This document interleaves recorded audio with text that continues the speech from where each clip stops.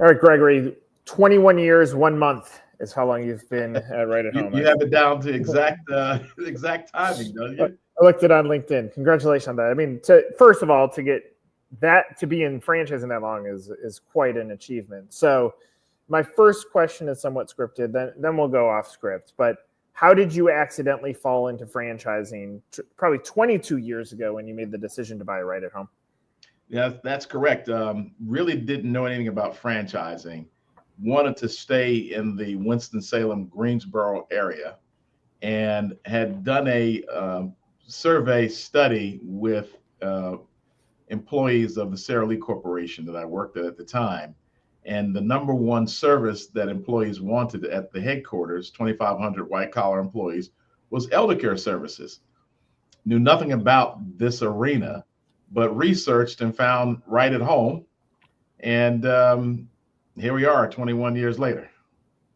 All right. For that time in the life cycle of senior care, you are an early adapter. Like, and I remember we started working with Right at Home around that when I was an employee, and then later, obviously, when I started our business.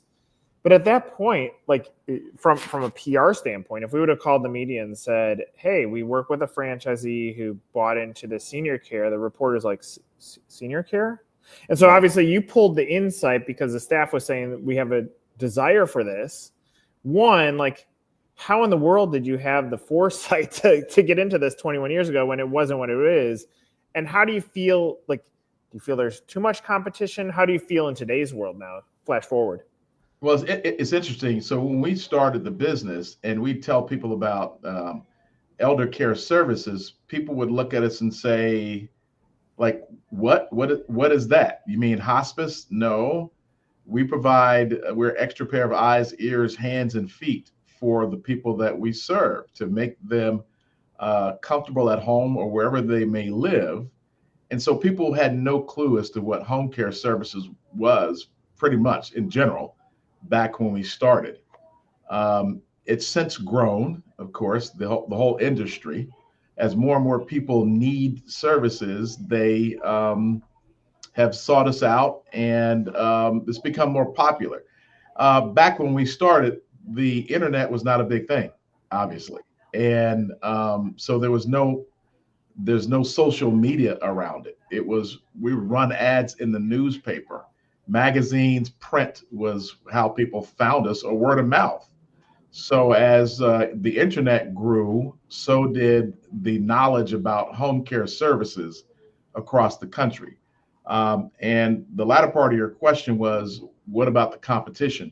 There are a number of home care agencies out there, but they're not all the same. We have different specialties and that sort of thing. And there's a differentiation when you sort that out. We are more private pay in our business here in the Triad area in North Carolina, meaning that we're licensed for Medicaid services. We're licensed for Veterans Administration, which we love taking care of vets. They're great people. But there's just others who specialize in one or the other, who only do Medicaid or only do government types of cases versus private pay.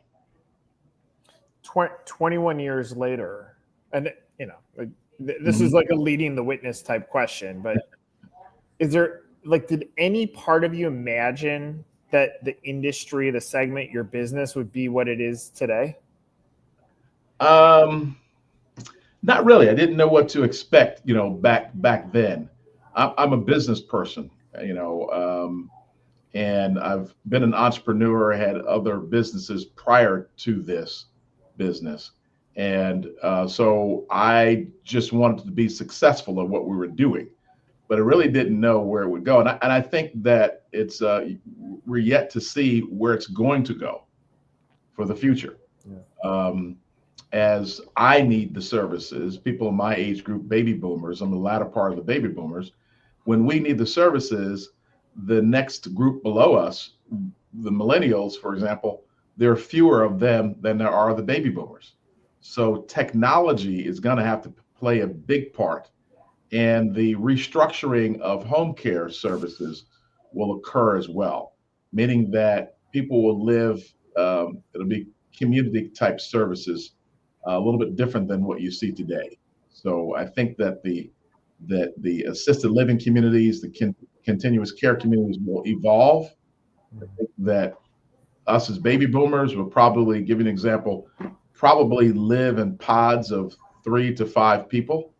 And so we'll have one person caring for 3 to 5 people in that community or that condominium arrangement, so that it's much more convenient and easy for the one person that's available to care for all of us at the same time. Quite fascinating. I would love to be able to play this back 21 more years from now, and I'd love to be there too. Yeah. But my perception is the supply does not meet the demand today. Yes. But that's why so many competitive senior care franchises have been built, and it hasn't really affected negatively the ones that were already there. It's because there's so much demand for this and not enough supply. But the point you just made is quite fascinating, because if we're at a place right now where supply and demand are misaligned and there's fewer people in the future, then we're going to have to go to evolution. And I will say, it's the first time that I've thought about this, because my mind went to, boy, everybody's going to be educated on the importance of taking care of your elders 21 years from now, that it's going to be like the care is going to go to a whole new level. Like the turnover, the caregiver is going to change, because we're just going to be so compassionate about taking care of each other. But it's interesting. I haven't thought about it the way that you just said it. Well, I mean, it's you think about it. I just watched 2 days ago on television a lady who has like a fast food restaurant of her own, and she has the AI technology. As people drive up, they're talking to the computer, and I want a burger, I would like fries, I'd like to have ketchup and pickles, and it's very specified, and the computer is talking back to the individual. So she doesn't have anybody at the window taking the orders, because it's very difficult to find staff. And, just demographically, that we're running out of people, and the people who want to provide care are few and far between. It's not an easy industry. It's individuals who go into this field really have a heart for it. So you're not going to find, you're not going to become rich and famous by providing care, but if you're an individual that's motivated by providing and helping others, this is the field for you. So you got to have a caring heart. In fact, in the very beginning, we'd run ads in the newspaper that said, volunteer with a paycheck. So this is the kind of work that people would do. I would volunteer and do this, because I care about people. And, oh, by the way, I get paid to do it. So your entry into the space is slightly different than, I would say, that the bulk of the majority. The bulk of the majority take care of an aging parent, now understand the business, and now, whether it's that moment of realizing the shortness of life or some sort of trigger, some sort of shift in their business careers, then they make the shift. But it's usually attached back to I experienced this. Yours was, I was listening to an insight over time, and I'm curious about this, and I've asked other right-at-home franchisees this.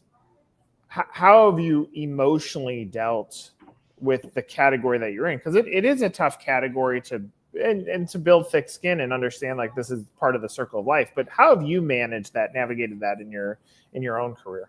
Well, it's I guess it's akin to, and speaking to folks who are first responders, police officers, they run into the same scenario. They see tragic events on a regular basis, and you have to separate your professionalism from your personal emotions. And maybe not all people can do that, but having worked in corporate America and served all around the world, basically at leadership, in a leadership capacity with thousands of people around the world, you have to separate your personal feelings from the professional role that you play. So I was able to carry that over into this industry. My wife's background and her personality type is much more, she's the person that you'd want caring for you, because she's going to treat and have our staff members treat everybody like they may be, her own mom or dad or grandparents. And but it is difficult for some people. If someone passes away, which happens, some of the caregivers have to take some time off. They have to really clear their heads, because you become attached to individuals. If you have feelings, then you will feel for the person that's now gone, that you developed a relationship with.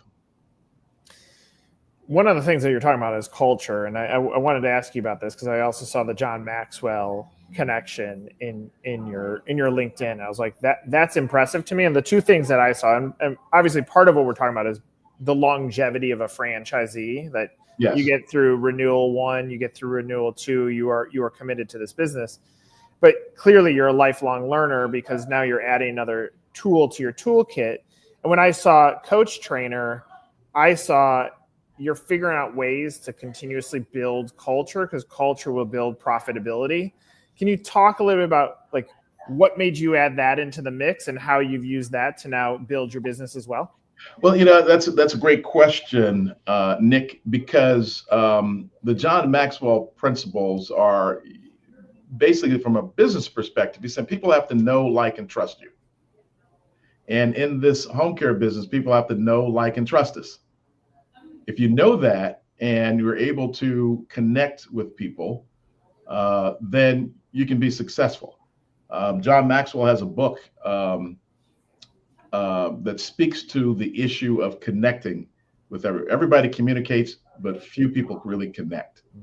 And understanding the individuals that you're working with, understanding the industry, empathizing with people and their circumstances, with their relatives and loved ones that they're trying to take care of. Both Jackie and I, Jackie had 2 grandparents grandmoms that had dementia, and I had a grandmother who had Alzheimer's in a rural part of Virginia. So looking at that time, 20 years ago, when we started the franchise, not only understanding that the population and there was a demand for home care services in the Triad area, but having relatives and parents who were really struggling to provide care for their parents, gave us an insight. So the leadership skills, the connection skills, the personable components of the John Maxwell leadership principles really tied in well for me, especially given the fact that my background is organization development and looking to develop people. So we're developing people in a different kind of way. Caregivers who are empathetic, staff members who are empathetic, and who are dedicated and committed to providing the best care to older adults. So it's a great combination with the two. When I think about your story and having that toolkit in there, the empathy, the ability to build culture, to keep caregivers probably longer than what a system average might have. When you, as a business owner, have to battle through 2008 and 2009, and again in 2020, you've gotten kicked twice in a big way. How have you been able to maybe zoom out and go back to the fundamentals and use that as a part of your toolkit for navigating the storms that you faced in business? Building a culture is not easy.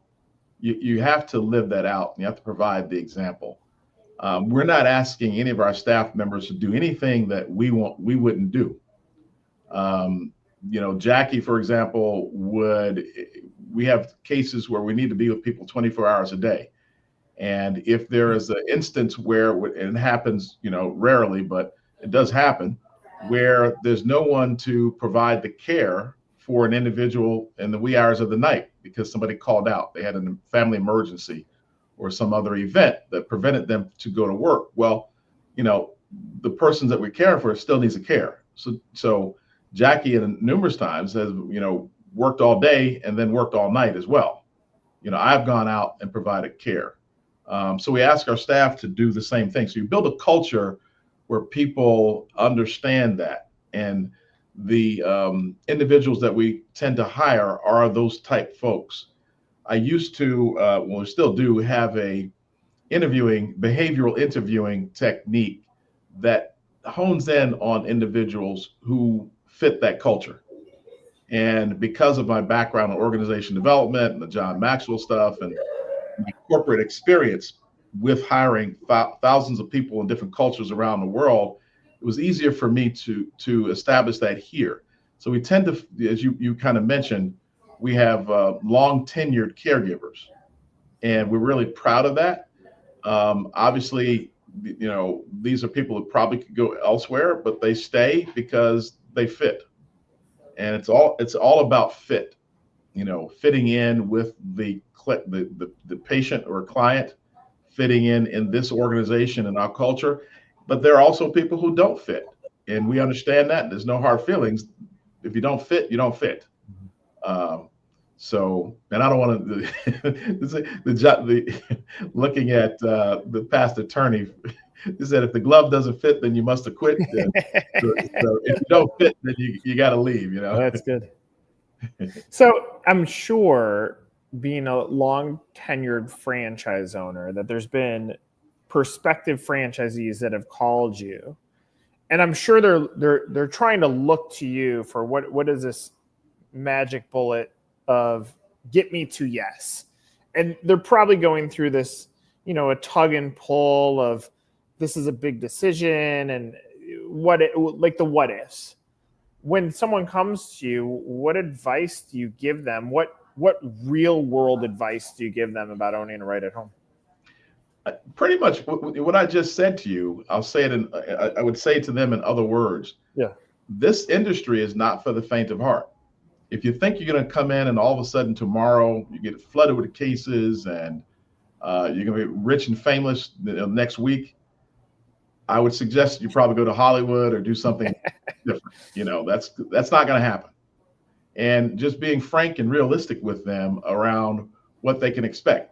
If you come in and you're willing to give willing to put out hard work, you're willing to be dedicated to the industry, if you're willing to eat, sleep, and drink this industry and understand it so that you could, rattle it off, very easily, then you can make it if you have the stick-to-itness.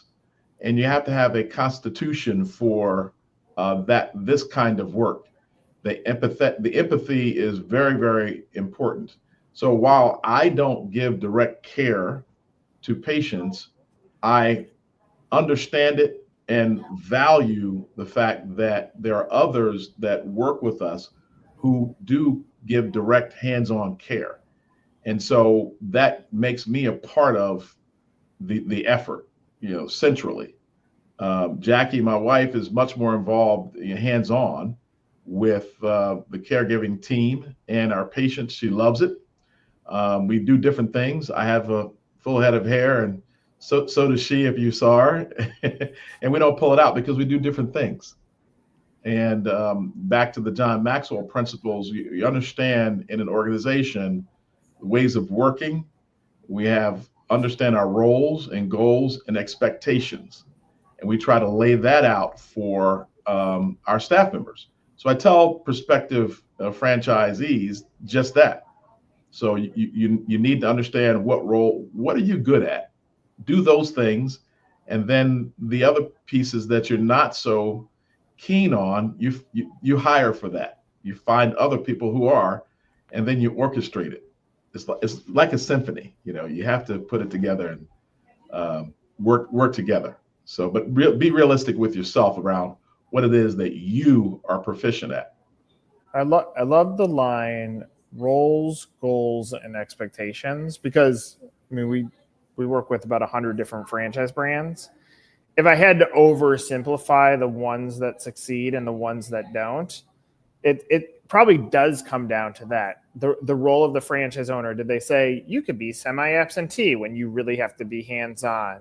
Correct. The goals. Did you say you have the financial means to scale when they really didn't? And then the expectations, which usually for franchising comes down to how much you could potentially make. Did they overinflate the numbers in an item 19, or were they realistic and set the expectations properly? And if any of those go off of track, that's what derails the happiness of a franchisee. And so I love that you just brought that up, because I think that's a perfect framework for those that end up saying I'm still happy 20 years later, and those that Correct. left a long time ago. Correct. Do you mentioned 2008, 2009, and then 2020. That's how we survived. So again, if your expectations are out of alignment, then you're going to be disappointed. You'll be frustrated with this business. Yeah. So we survived and rode the waves of 2008, 9, and 2020. And you have to prepare for the future. So the planning, you mentioned the issue of having the resources to ride down times. It's going to happen. It's bound to happen. Every 10, 12 years, there's going to be a glitch in the economy, and it bounces back. But if you can't, I've seen others that have come in after us and have exited long before us. They're gone. They didn't survive.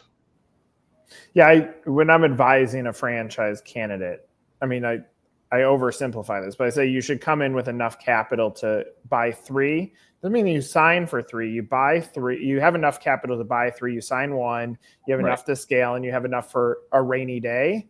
Correct. And so that's how you fund these things. Now it's hard because so many people get into business. They piece together every penny that they have to take a shot at this big risk. Right. But having that rainy day component, whether it's mentally or it's financially, ends up being so critical to the success of an operator. I agree. You have to have that, and to me, that's just business savvy.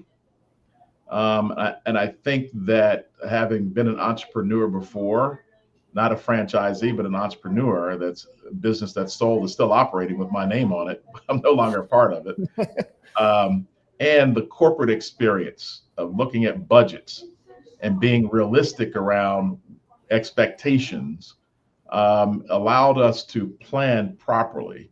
Now, there could be some downturns in the economy that we really can't overcome.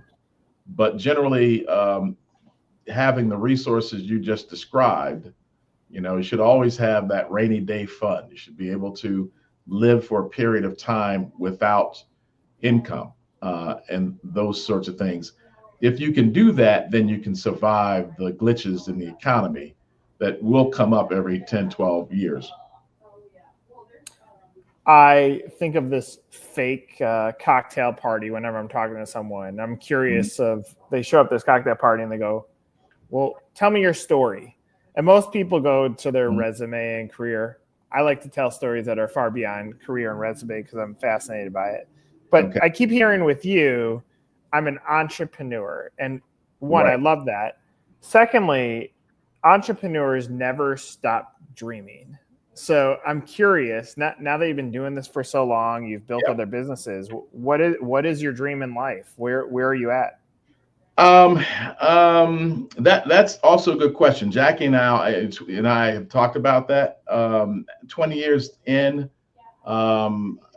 with 25 years in the corporate world combined with another entrepreneurial opportunity, I think this is something that we can do for the long haul.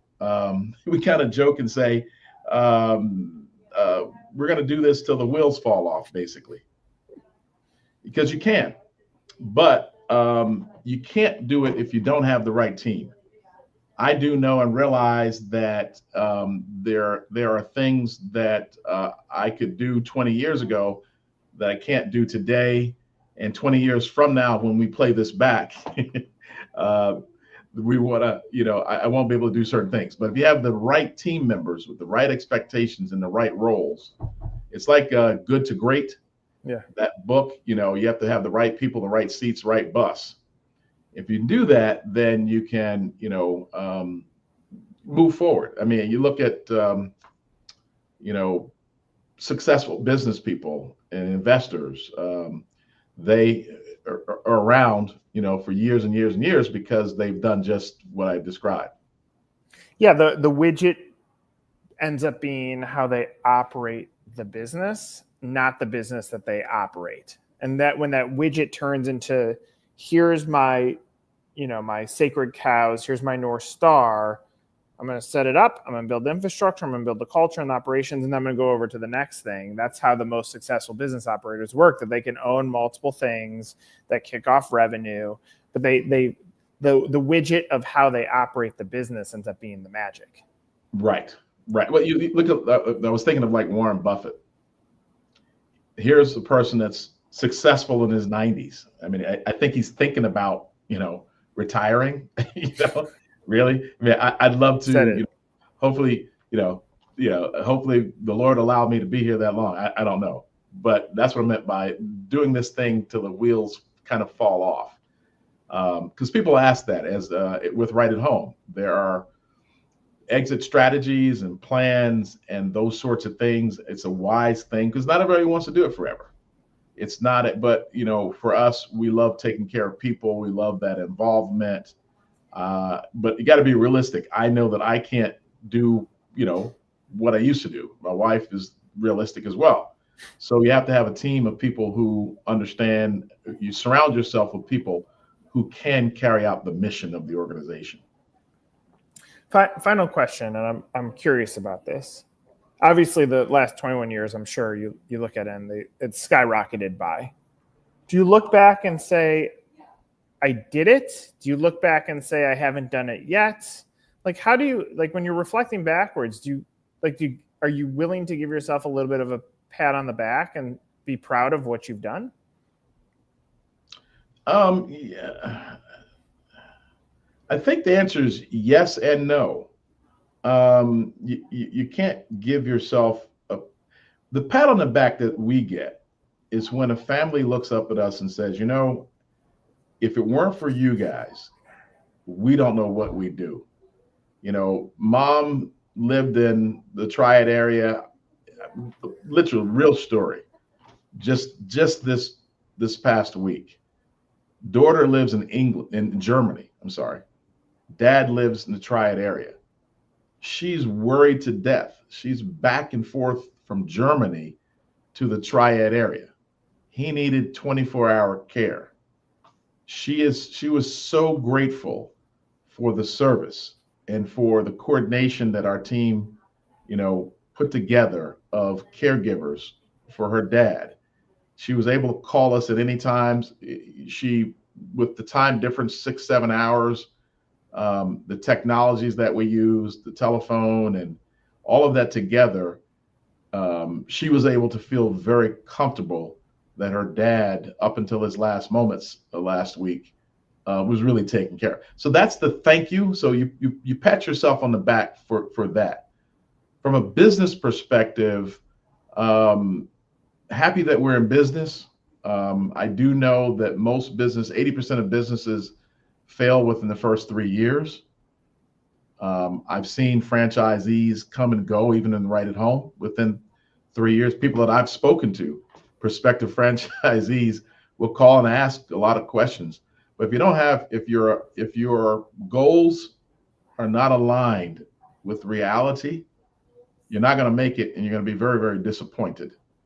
So I'll say, if your goal is to be rich and famous and everybody to know you around the world, then you probably need to go to Hollywood. If your goal and expectations are to take care of people, make them comfortable, and to do those kinds of things and take care of families and individuals, then you can make it for the future. And that's what we're looking at. So I look forward to Jackie and I looking to the pod that I described to you for the future. 20 years from now, it'll look very different. Hospitals will look different than they are. They can't sustain the model that they're operating under today. Nursing homes, assisted livings will change, because we as baby boomers, we're different than the silent generation before us and the greatest generation before them. I doubt you'll ever give yourself credit for this, but I'm going to give you credit for it. 21 years ago, you're a first mover in this industry, and without you making the decision to do it, nobody follows. Like, it takes a leader for there to be followers, and the followers to create change. So, one, kudos to you, and thank you, because making that decision allowed a crowd to be built around something that's going to be very important. And you're gonna be a tiny little part of that story, but a very important part of that story when we're talking pods and transformation and the way that we take care of people. Because long after me and you are gone, care is going to be transformative on the way that we treat people and respect people, especially in their later points of life. And that some of that transformation happens when you say yes to becoming a franchisee. And I'm grateful that you were willing to share some of your story with me. It's our pleasure. I would pat Alan Hager on the back, who's the founder of Right at Home, because he had this vision, and we caught on to his vision, and here we are. It's crazy. So you're right. There has to be someone there's a starting point, and you move forward with it. Again, Gregory, we're going to have to watch this back in 21 years. We're signing up. I look forward to it. We're signing up. We'll watch it together. Yeah, I'll buy the coffee. All right. I love it. For Gregory, I'm Nick. This is another episode of Meet the Z.